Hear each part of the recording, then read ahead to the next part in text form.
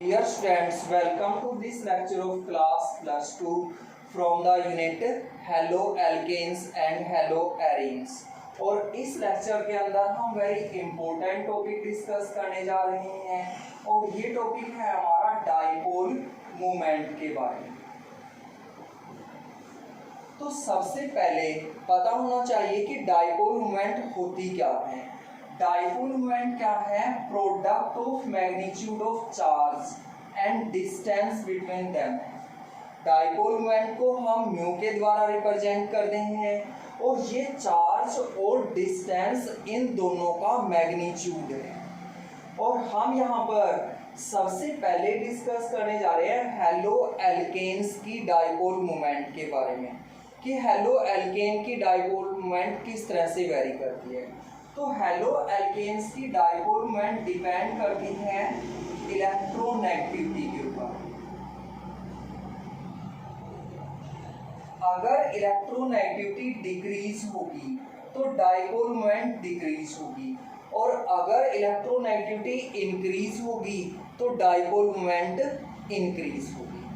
और हम यहाँ पर कुछ हैलोजेंस का एग्जांपल ले रहे हैं, क्लोरीन, ब्रोमीन और आयोडीन का एग्जांपल ले रहे हैं। जो फ्लोरीन है उसकी जो डाइपोल मोमेंट है वो अलग तरह से डिसाइड करेंगे हम सबसे पहले देख रहे हैं कि जो क्लोराइड है, ब्रोमाइड है या आयोडाइड है, उनकी डाइपोल मोमेंट किस तरह से होती है।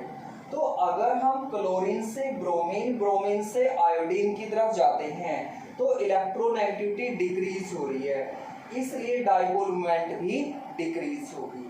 अगर क्लोरीन प्रेजेंट होगा तब उसकी डाइपोल मोमेंट ज़्यादा होगी, ब्रोमीन प्रेजेंट होगा तब उसकी डाइपोल मोमेंट आयोडाइड से ज़्यादा होगी।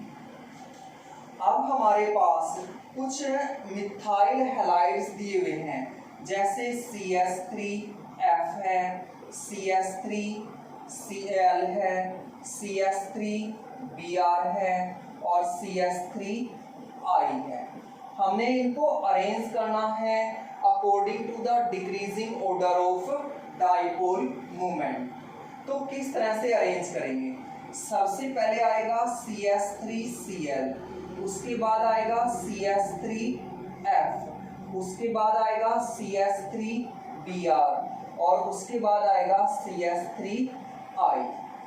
देखो, अगर हम देखें तो क्लोरीन की इलेक्ट्रोनेगेटिविटी ब्रोमीन से ज़्यादा है और ब्रोमीन की ज़्यादा है आयोडीन से। तो सबसे पहले क्लोराइड आ गया, फिर ब्रोमाइड आ गया, फिर आयोडाइड आ गया। लेकिन क्लोराइड के बाद यहाँ पर फ्लोराइड आया है, तो फ्लोराइड की इलेक्ट्रोनेगेटिविटी क्लोराइड से कम है। तो क्लोराइड से कम क्यों है? ये कम होती है स्मॉल साइज के कारण। जो फ्लोरीन है इसका साइज स्मॉल होता है और स्मॉल साइज होने के कारण ही इसकी इलेक्ट्रोनेगेटिविटी क्लोराइड से कम होती है। अगर हम इलेक्ट्रोनेगेटिविटी की बात करें तो फ्लोरीन हाईली इलेक्ट्रोनेगेटिव एलिमेंट है, लेकिन यहाँ पर साइज इतना स्मॉल है कि उसने इलेक्ट्रोनेगेटिविटी को यहाँ पर आउटवेट कर दिया है और इसलिए हमारा जो ट्रेंड आता है वो इस तरह से ट्रेंड आता है। कभी भी एग्जाम के अंदर वैल्यू नहीं पूछी जाती है कि किस हैलाइड की इलेक्ट्रोनेगेटिविटी कितनी है, ट्रेंड पूछा जाता है इंक्रीजिंग ऑर्डर या decreasing order of dipole moment के बारे में। अब हम डाइपोल मोमेंट ले रहे हैं हेलो एरीन्स की और हेलो एरीन्स के अंदर हम आइसोमरिक हेलो एरीन्स का एग्जांपल ले रहे हैं। मतलब हमारे पास एक ऑर्थो डेरिवेटिव है, एक हमारे पास मेटा डेरिवेटिव है और एक हमारे पास पैरा डेरिवेटिव है। ऑर्थो डाइक्लोरोबेंजीन है, दूसरा हमारे पास मेटा डाइक्लोरोबेंजीन है और तीसरा हमारे पास पैरा डाइक्लोरोबेंजीन है।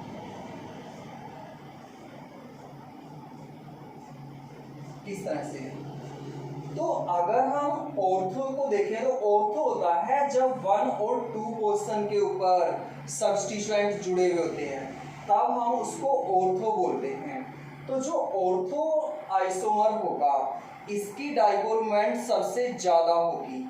और अगर हम डाइपोल मोमेंट की बात करें तो 2.54 डी इसकी डाइपोल मोमेंट होती है। और ये डाइपोल मोमेंट किसके कारण होती है? ये एंगल के कारण होती है। अगर हम यहाँ पर दोनों हैलोजन्स के बीच का एंगल देखें यहाँ पर, तो ये जो एंगल यहाँ पर बनेगा ये 60 डिग्री का एंगल बनेगा यहाँ पर।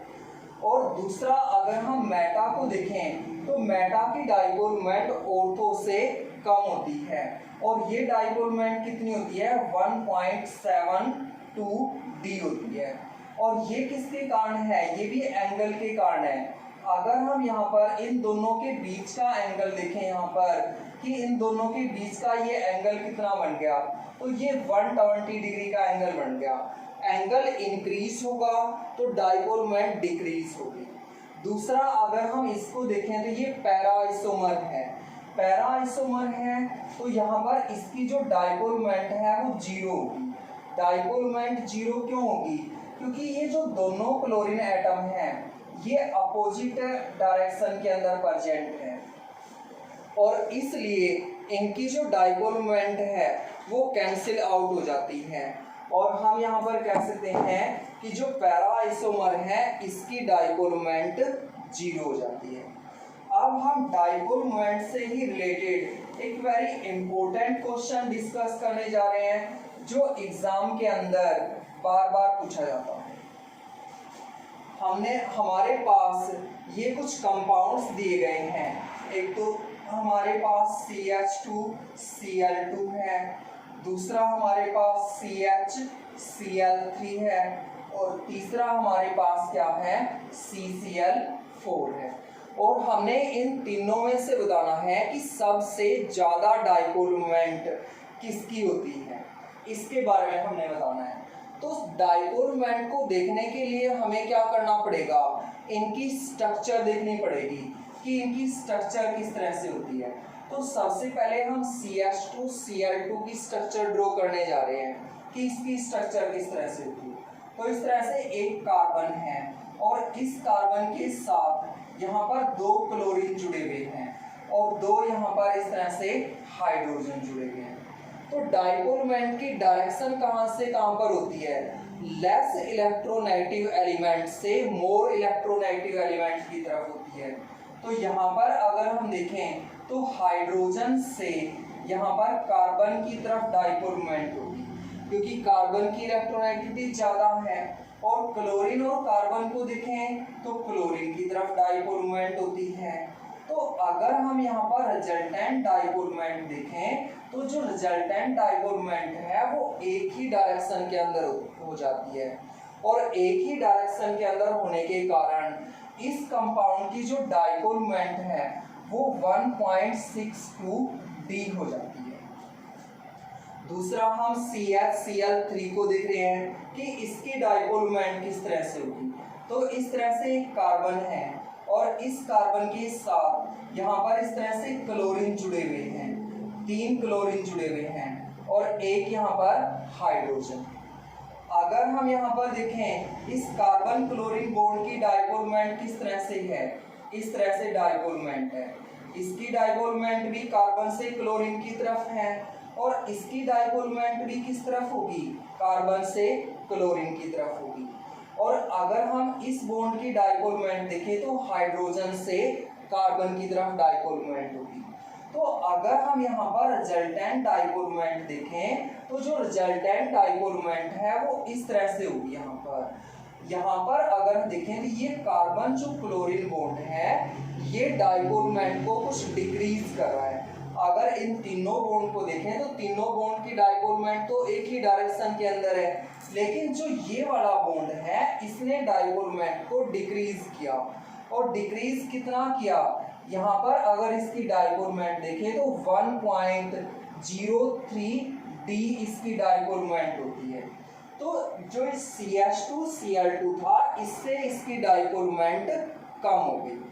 अब हम नेक्स्ट कंपाउंड को ले रहे हैं तो इसके अंदर क्या है? इस तरह से कार्बन है और इस कार्बन के साथ इस तरह से 4 क्लोरीन यहाँ पर जुड़े हुए हैं डाइपोल मोमेंट कार्बन से क्लोरीन की तरफ होती है, क्योंकि क्लोरीन जो है वो मोर इलेक्ट्रोनेगेटिव है, और इस तरह से डाइपोल मोमेंट हो जाती है।